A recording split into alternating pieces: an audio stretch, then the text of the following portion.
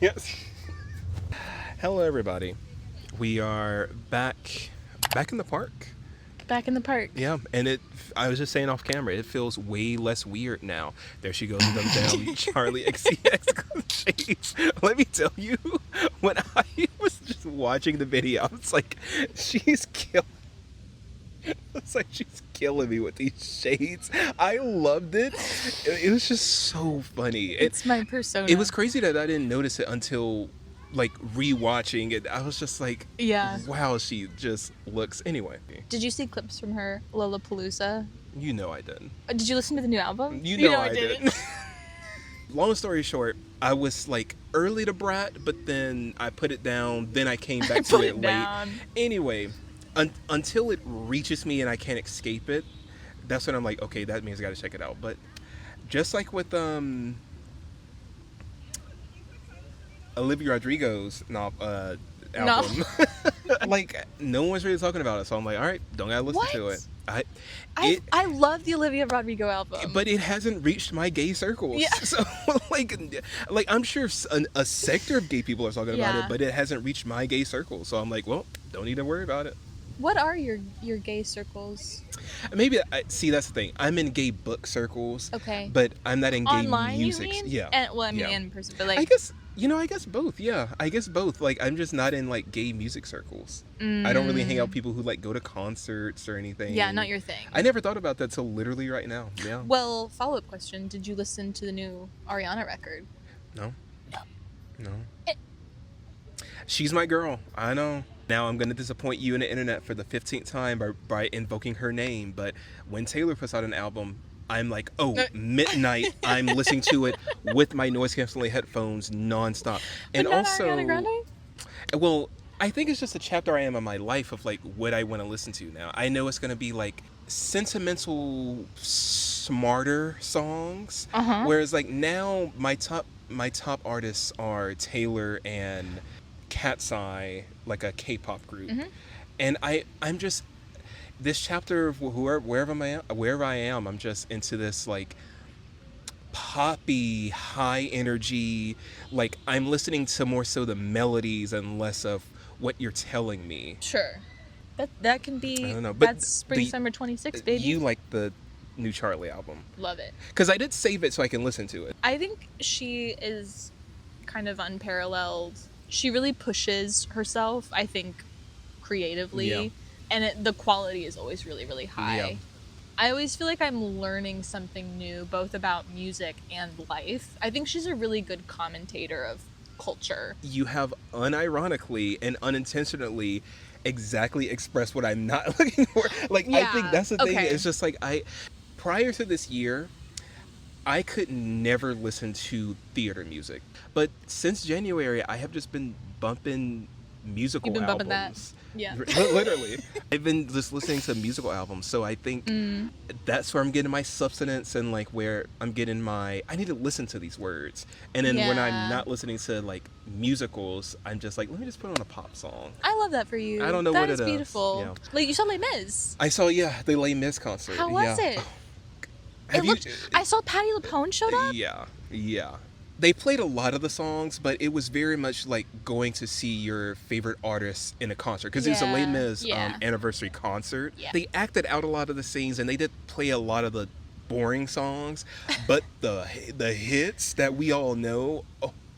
Some of us know. Right. Anyway, this is a book podcast. No, but it's okay. It's also culture. Yeah, it's also our lives. First of all, welcome back to Byline. It's a podcast of bisexuals reading very different books, bringing them to the internet for our entertainment and value. My name is Carlton. My name is Kennedy. I'm your fun uncle. I'm Kennedy. All right.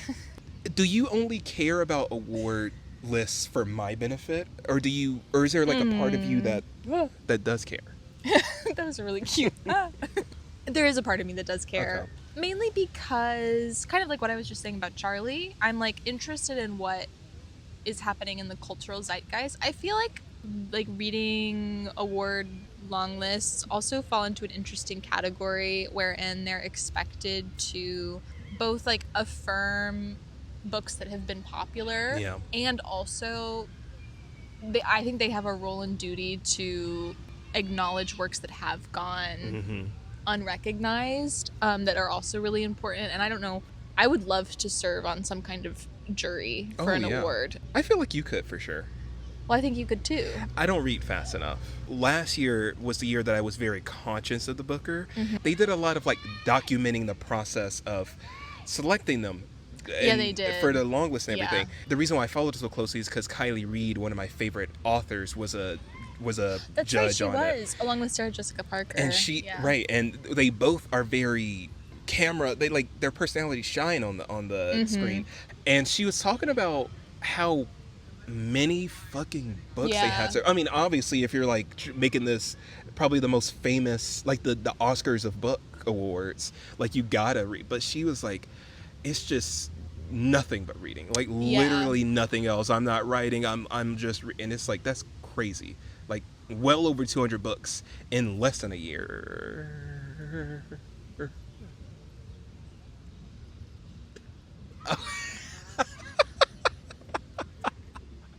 I saw a shirtless skinny white man running, and I realized. Okay. Sorry, everybody.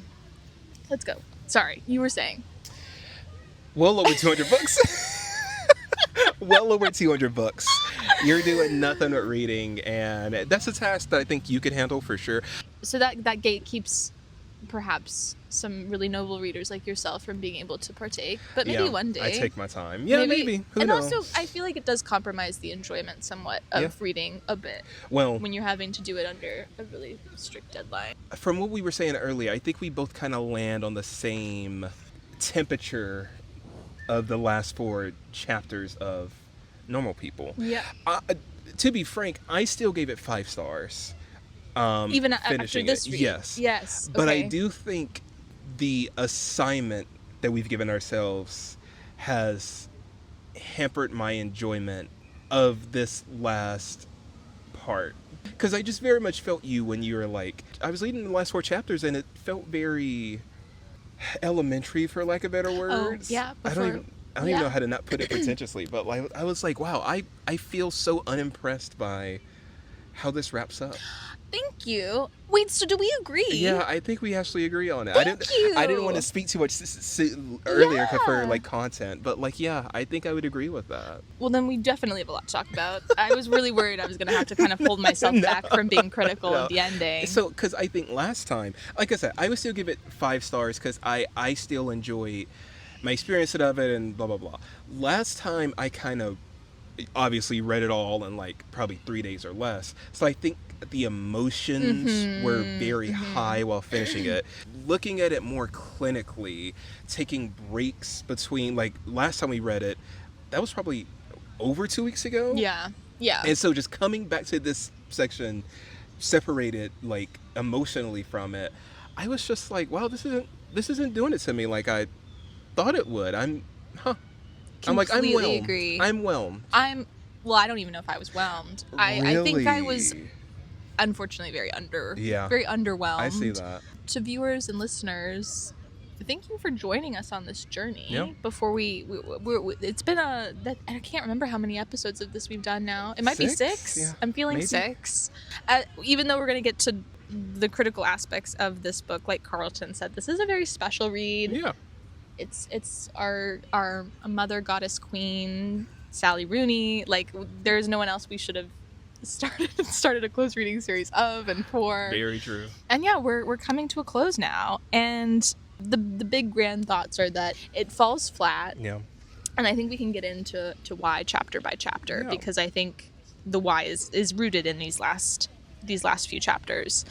So we pick up Chapter 14, it's December 2013. This is a Marianne. Was that a butterfly? Yeah. This is a Marianne chapter. She's in Sweden. We find her answering 2 emails, one from Joanna and one from Connell. Well, not so much answering them as much reading them. And she's in a relationship, ? Partnership? Some kind of situation, we should say, with this Swedish man named Lucas. that is par for the course as far as her affinity for somewhat dumb subdynamics within romantic entanglements goes. Thoughts on this chapter? I mean, other than it pissed me off. other than it pissed me off. What pissed you off precisely? Seeing Marianne as a human, and it's just such a thing that I just cannot feel empathetic for, because I'm like, why would you want to put yourself in that position? Mm-hmm. And like, I get it's because she, quote unquote, she thinks she wants this kind of thing, and I don't know. The guy just like films himself beating her, and I don't know. That's just the bulk of this chapter. And then I feel like Sally tries to, I guess, justify it, I guess, with like, she had with flashbacks from sad moments of her childhood and the emotional abuse from her family. What did you think? Just a sad chapter overall. No, it is a sad chapter. And I think, though, to your point, I don't think Rooney tries to defend Marianne's actions. Marianne, these actions aren't defendable in the sense that, I forget on what page, maybe page 199, it says that she was mentally unwell and needed help. Yeah. This chapter, I think, is her at presumably rock bottom. Yeah. She's, alone in this new country with a person who she can't and shouldn't trust.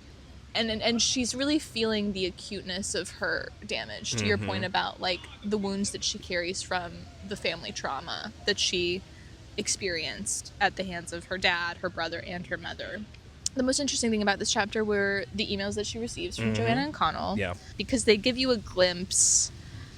I think, and maybe this, again, to zoom out a little bit, the third person in these last few chapters really fails for me here. Oh, okay. Like, I think, and I have this critique of the book overall, is that you really don't have a sense, in my opinion, of who Connell and Marianne actually are.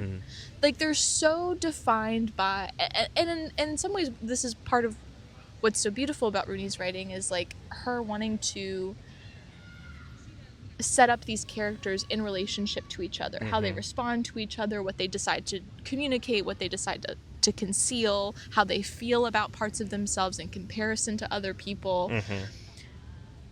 And yet there's a lack of immediacy as it pertains to Marianne and Connell's interior worlds that I think first person would enable.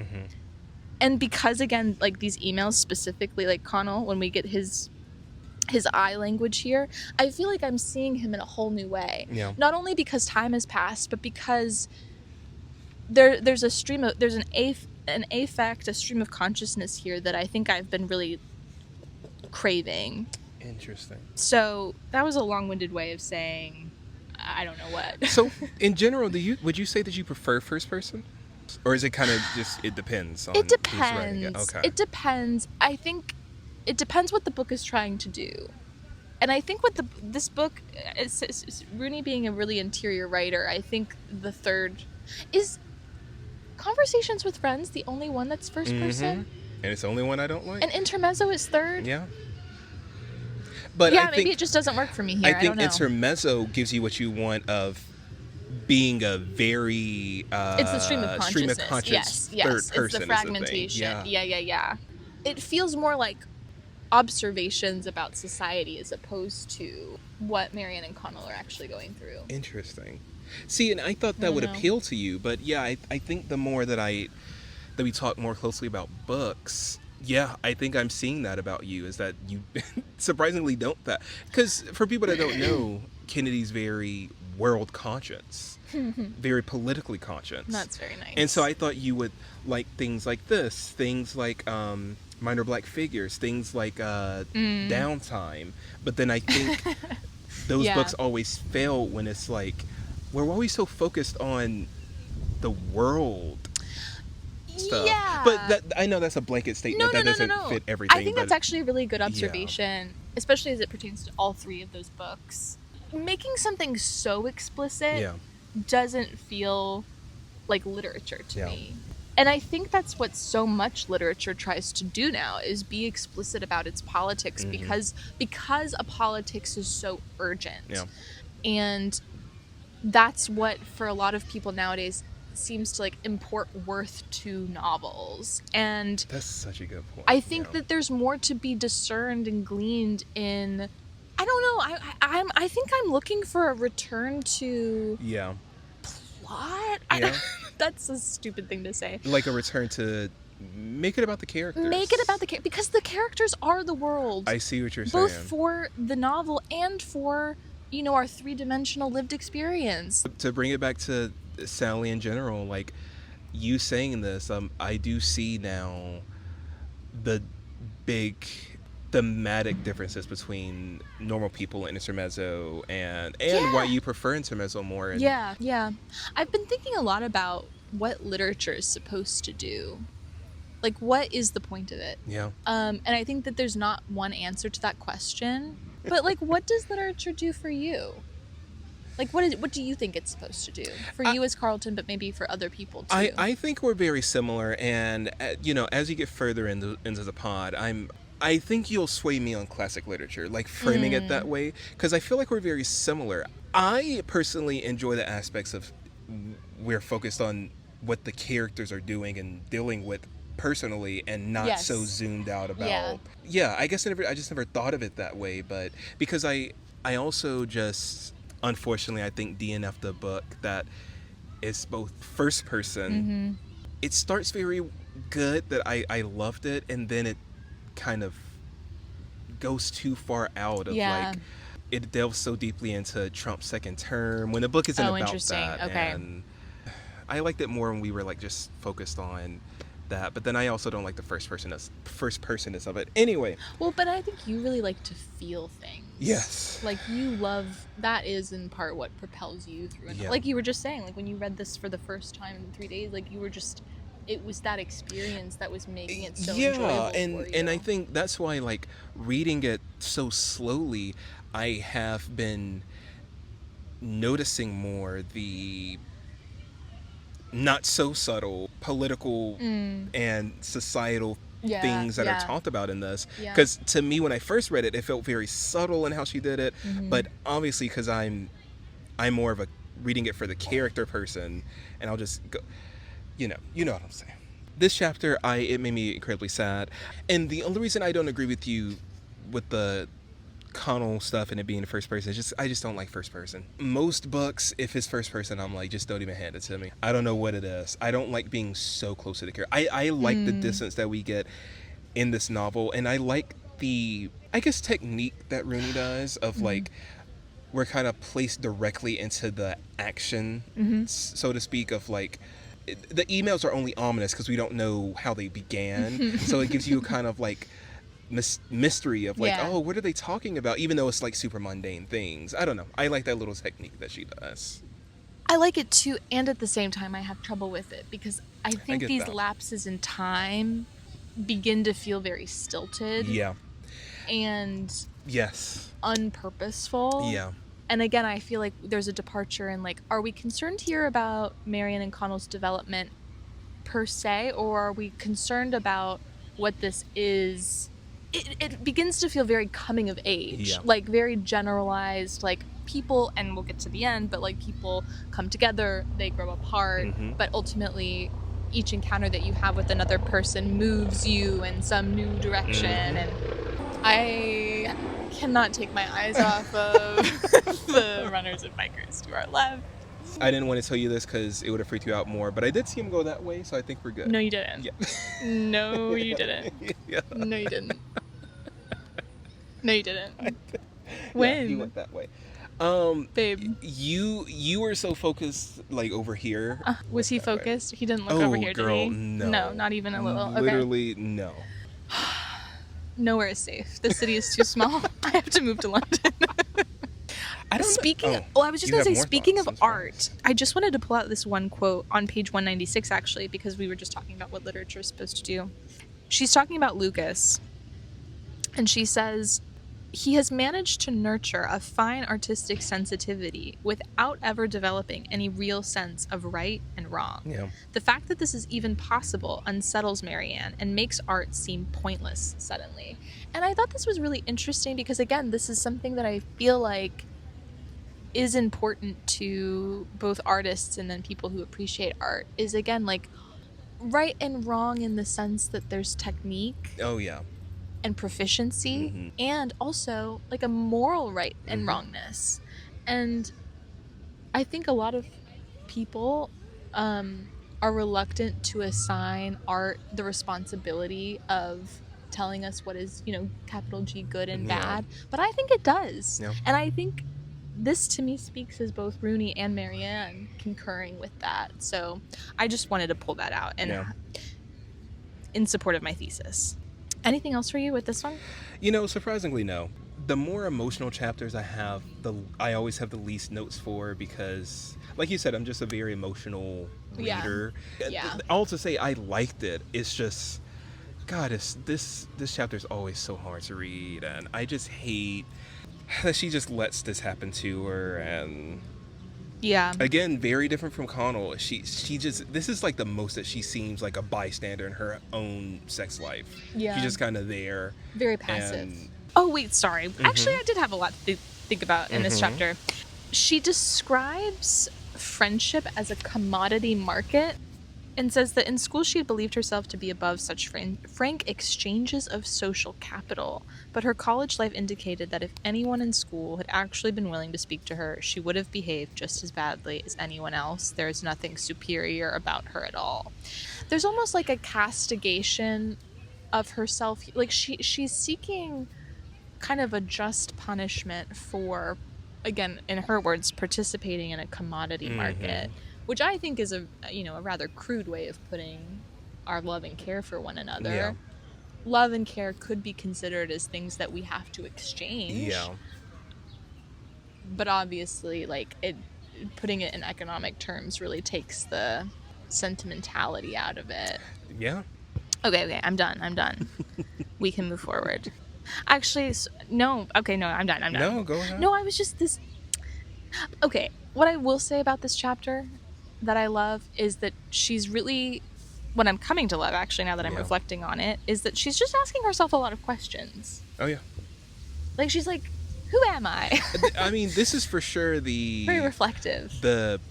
On the hero's journey, the tip where it's like the changing point, and then we're gonna go down to like see the effects of the change post this. True. This is like her turning point chapter, and I guess the next chapter is kind of Connell's turning point chapter. Like post Italy was like the climax, and then I think we're getting a Marianne chapter and a Connell chapter in a row of like, this is how they are like, oh, maybe I am fucked up, but I don't have to be, and I can change. Yeah. And then we see them trying to change. No, that's actually completely correct. So then 3 months later, chapter 15, like you said. This one killed me. It's really fucking sad. This one killed me this time, and oh my God, this one killed how it starts. Yeah. Connell getting a consultation to see a therapist for the first time. The revelation that he's seeking this because a friend has killed himself. I don't know if it's this chapter or the chapters later where you see the 2014 very Irish stigmatism of just seeking mental health guidance. The funeral scene with the classmate's dad. And I also fully understood the idea that you don't want to scare your therapist with the truth. Right. So you're like, well, I am definitely a 3, but I'm going to go 1. like kind of dialing down how scary and, suicidal you might in fact be. I'm curious what you thought about, if you even noticed it, the dialogue in specifically the therapy, his conversations with the therapist. Those are very striking because she's usually like a sparse person anyway when it comes to dialogue, but when he's talking to the therapist, it's so short, matter-of-fact statements, and you get a sense that he's kind of reluctantly doing this. When she tells him things, he just accepts it. She's like, usually the average score would be a 25. You scored a 60. And he's like, yeah. And it's just so striking of just how clinical. I mean, I know we're in a doctor's office, but how clinical it was. But he is clinical. I mean, aren't they both? True. Like throughout this is what makes the TV show so hard to watch for me, is because it's so dry. Yeah. they are like the least reactionary people you'll ever meet. Very reluctant to display any kind of overt emotion. I always wish I could be a little bit more restrained, because I think what it is, Carlton, too, and maybe not in the context of like a conversation with your therapist, I need to remember sometimes that you don't owe people how you feel. Oh, yeah. And also just giving yourself time to like receive information. This is such a banal thing to say, but yeah, receive information and then like parse through it in your own time, which Connell has to do always. Yeah. I actually kind of glided through the therapist sessions. And in a good way? I don't know. I think The neutral way, got it, yeah. in a neutral way. They didn't get me maybe in the same way they got you. Which is surprising because we're both therapy girls, like, big time. But are we? Oh. You are. Oh, you're not? Well, not anymore. Oh, okay. But well, no, not anymore in the sense that like she's like, I don't believe in. I believe in therapy. I need to not go to the first person I see on ZocDoc. I was gonna say, though they exist, they're just above our income line. I think that's very much it. Well, and they're booked. So I actually picked up kind of later, especially when he goes home to the funeral with Helen, the fraying of that relationship, the reuniting with Marianne. One thing that I actually like that's completely unrelated to all of this is towards the end of the chapter where he goes to the public reading. Yeah. And you see the opening up of a new chapter in his life, which I thought was really exciting. That. I did love that part. And I really liked the commentary here about public readings, because I think, again, this is where you see Rooney maybe cutting into the community and cloth that she's a part of. But on page 228, she describes culture. Readings themselves are culture as class performance. Literature fetishized for its ability to take educated people on false emotional journeys so that they might afterward feel superior to the uneducated people whose emotional journeys they liked to read about. Yeah. These readings are how the industry makes their money. Literature, and the way it appears at these readings, had no potential as a form of resistance to anything. She's presenting you with a lot of things about what she thinks literature does in what we might describe again as the commodity market, both interpersonally, but then structurally and economically, and then what she thinks literature is supposed to do politically, this is a great, rich paragraph. I don't know what it has to do with, and maybe this is me being dumb, but like, I don't know what this has to do with. This is a lot of the author just inserting a lot of societal things into this, and not like, does Connell think this actually? Yeah. But maybe. I wouldn't know, because I don't true. know him. Yeah. You know, I know him through these kind of third person musings that don't seem to me a reflection of him. I don't know. I don't think she's actually writing about an emotional journey. She's writing about an intellectual one. Sorry, I know I took us all the way to the end of this chapter. This is actually a pretty long chapter now that I'm looking at it. It is. For lack of better terms, it just had me very deep in my feelings. Like, I love that for you, though. The therapy journey really got me. Just the question, starting off with the questionnaire, like, I just think such a good way, like the first question on the questionnaire about how do you see your future is just so emblematic of the themes of this novel. Him and Marianne, how do they see their futures? Do they see their futures as dead end? And then I think very smart to end the chapter, like you said, with this new era of his life opening up as a writer. A new possibility. Yeah. Amazing. Well, we can go on. It's interesting how not of an emotional reader you are. I will say. Next chapter, 4 months later, I LOL'd because I was reading this a little bit after the finals for the World Cup. Oh, yeah, me too. Because Connell, I thought of this too. Connell, we find both him and Marianne, now somewhat together. Yeah. Back in his room in Caraclay, and they're watching the World Cup semis, which I thought was very sweet. So, like I was saying earlier about last chapter also being Connell's, like, I guess, changing chapter, found it interesting, and I don't know if I mean that in a good or bad way, but like, of once friend killing himself, for Connell to I guess, finally face himself and look inward and think about whether or not he's wasting his life, and kind of like the fired bullet that made him realize, do I want to be doing this, basically. And so that gets us to 4 months later, post the last chapter, where, as best as they can, him and Marianne are like together, I guess. Yes. They still aren't in the realm of like putting labels on it and really calling it a thing. But I think the last 2 chapters have what led us to this, of them at their most mundane. I think this is where it lost me. Interesting. I think I feel the same way. For me, it's like we're retreading old ground of like, we know her family's awful. Why do we need to go back to this?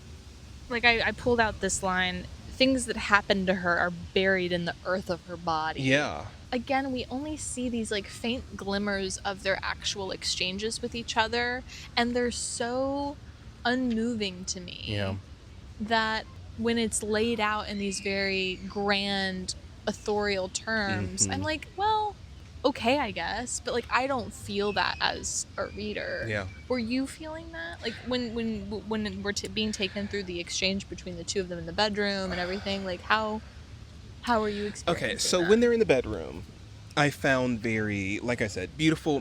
I like the mundaneness of it made it beautiful to me. I like that they were finally able to kind of let down their guards and, kind of just be themselves. When she goes home and then just has an exchange with Alan, which is horrific, and everything like that, we're retreading things we already know. And then, like you said, the grand statements, I don't know, I guess I was kind of just like, we already know this. They don't really pack a punch. I guess that's what I was trying to reason. say. Yeah, I was just like, we already know this. I think this could have been like a chapter less, because we already knew these things. Well, and just to quickly then go to the next chapter where Connell responds by coming to her rescue again. After she's called him, I guess these are the moments that I look forward to, when they actually like exercise the trust that they have in each other by asking for each other's help. Yeah. We also find out in this particular chapter that he submitted the short story. Yeah. Do you like that he comes to her rescue?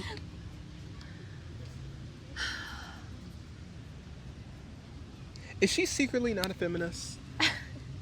Because the more, again, reading this at a slow pace, I'm like, what are you saying? Like, why does Connell have to come and like be the man, and why does the woman have to be the submissive, and like what is this book saying? I will answer your question with page 254, where Connell says to himself, he can't help Marianne no matter what he does. There's something frightening about her, some huge emptiness in the pit of her being. It's like waiting for a lift to arrive, and when the doors open, nothing is there. Just the terrible, dark emptiness of the elevator shaft. On and on forever. Yes. She's missing some primal instinct, self-defense, or self-preservation, which makes other human beings comprehensible. You lean in expecting resistance, and everything just falls away in front of you. I don't know if this is saying something about women, or like, Marianne to me is a woman who, according to Connell, which I think we should take what is written here with a grain of ginormous salt, because to say that the doors open onto a terrible dark emptiness of an elevator shaft is a crazy thing. There are moments where I'm like, how did no one be like, edit that out? Just take that out, because what does that statement mean? And maybe the terrible dark emptiness is the lack of love. Yeah. That no one has given her entire life. And Connell needing to, at age 16 plus, be what provides that. I mean, he, in some respect, he has seen that emptiness that he feels responsible and guilty and also fulfilled by. But I guess I'm thinking about your question about what it's trying. I don't know. I think if we're talking about zooming in, zooming out, etc., I think this is just a zooming in moment where it's two very specific people, and this person is just someone who has never been treated well. Yeah. These chapters really zap the life out of They me. really I will say, I really like the 5 minutes later. I don't know. Something I was I did like that. That was my favorite. Like, This was my favorite time lapse of the novel. I'm like, that's how you know it's like an urgent thing. Yeah. And then he has this whole talk with his mother, and I literally I highlighted when she said, "I didn't have a job when I had you," says Lorraine. And Carlton wrote Lorraine the goat. Lorraine the goat. Like, the truly goat. just like, she is just like, I have been through all of this bullshit, and something about that is just so refreshing in this novel of like young adults. It's just, I have been through all this bullshit. I had a kid young, and I don't regret it. And you know, maybe the point of this chapter is just to reinforce the chasm between Connell and Marianne in terms of the love that they have gotten. Yeah, I think that's a good way to put it. Which makes the selection that you've read make more sense in that way. I still don't know if I really like that he has to go save her, but who am I? Literally, my final note of this, long story short, I had a lot of traumatic things happen this last week. And my last note was, maybe I'm in a bad mood right now, but damn, I think I hate Marianne. And I'm like, I don't know what this read did to me to be like, why are you just so... I mean, I guess I get why, because of the lack of love she experienced, blah, blah, but even by the end, she's still so quick to just... When she's more concerned about the fact that Connell might be hooking up with whatever her name is, the issue of the editor, instead of actually being proud of him for getting an offer to go to New York. Fuck you, like, truly. No, I agree. I thought that was so immature. And like, why do you need someone to save you? So many things about her frustrates me, and then like after we've gone through this whole journey, like I do enjoy this final moment of them together and her going home with him for the holidays, and like, get it. And then the final line of the book, again, going back to like, what does it say about feminism? Literally the final line of the book is, "You should go," she says. "I'll always be here. You know that." Because her role in his life is just to wait for him while he goes about. And I'm like, what the fuck does this say about women and feminism and how you view yourself as a woman?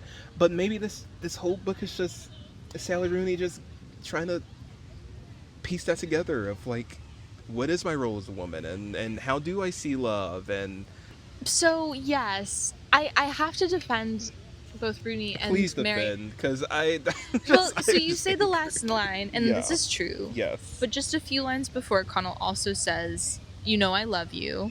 I'm never going to feel the same way for someone else. I don't know what to do. Say you want me to stay, and I will." And if Marianne had said that, you would argue, I think, that it's just as unfeminist. Yeah. So I do, the road goes both ways. Yeah. Like, I think Connell is like emblematizing a kind of submission in that moment that's just as similar as Marianne's submission to him. I like that. That's and true. I think because he also feels as though he owes her a great deal of debt for allowing him to choose a more emotionally and intellectually rich life outside of Caraclay. Like, Dublin wouldn't have happened without Marianne. Yeah. And so just in the way that kind of Marianne feels beholden to him, emotionally speaking, or for like this person presented to and treats her with love, so too does Connell feel as though Marianne like created a whole new, a radical new path for him. Yeah. I do think that her saying that at the very end, like, I do think there's a weightiness there, and there is certainly like the dynamic of violence and genuine submission that she seems to be much more willing to put forth, as opposed to, like, that is absolutely true, and I think I definitely hold space for that. Yeah. She says on page 269, she was in his power, he had chosen to redeem her, she was redeemed. Like, what? This is what I also highlighted that, and I was just like, this is...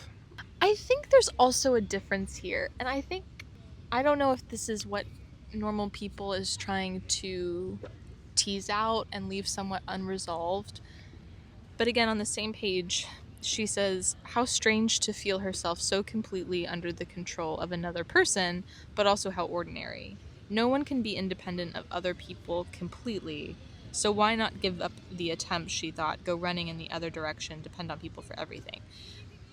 So what this does, I think, is sketch out two ends of a spectrum, one being the delusional idea that you are a completely independent creature, wherein no other action, person, system can affect you. That's a fantasy. Yeah.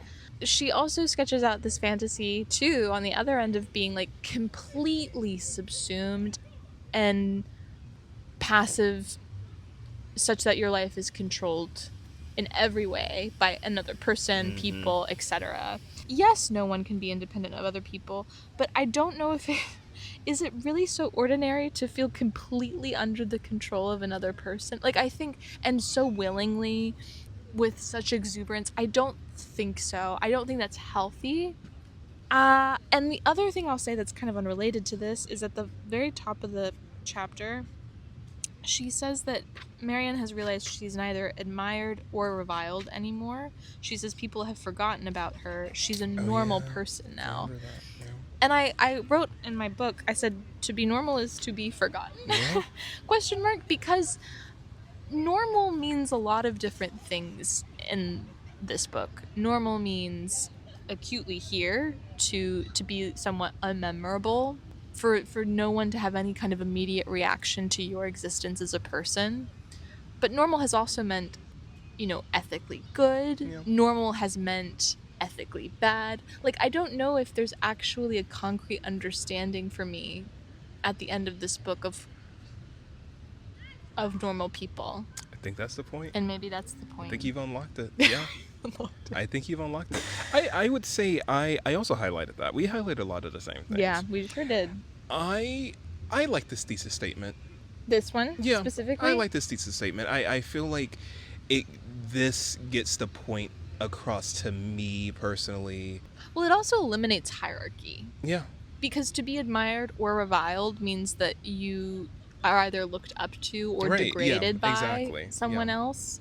And I think what she's suggesting is that there, and at this point in the novel too, post Sweden, Marianne no longer feels as though she has some sort of superiority complex over other people. Yeah. And maybe that's also this journey, is like an elimination of that. Yeah. That feeling. The neutrality is the normal.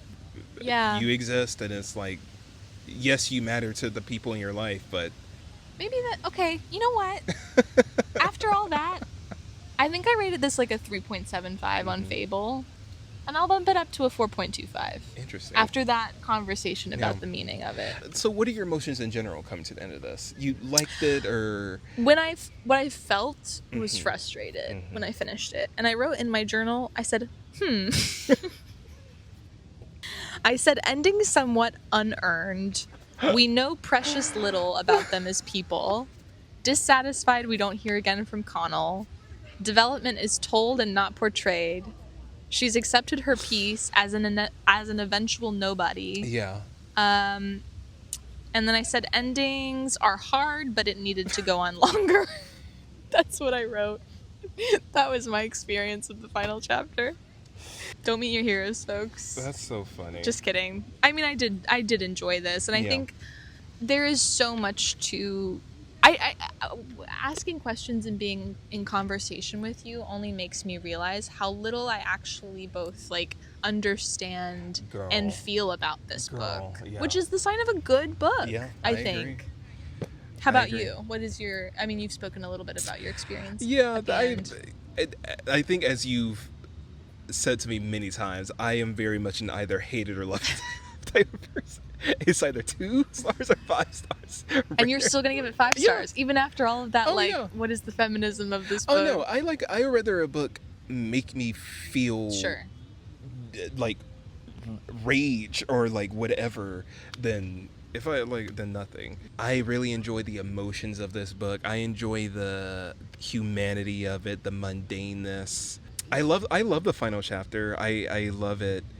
So if you remember And I was like, I think you'll love the ending, because I do love that it's, I don't know, ends. It kind of ends. They're just going about their lives. See, that's what I don't like about it. Don't like that. No, Interesting. because it's so abrupt. Yeah.